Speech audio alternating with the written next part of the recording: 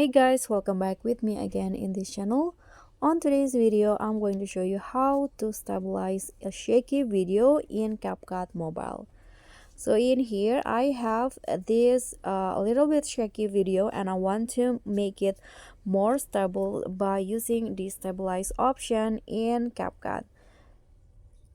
So what you need to do if you want to do the same is just click on the video, swipe through the menu at the bottom and find the option stabilize. Okay, this one, click on that, and here choose the intensity with minimal cropping recommended or most stable. So I'm going to go with the recommended one.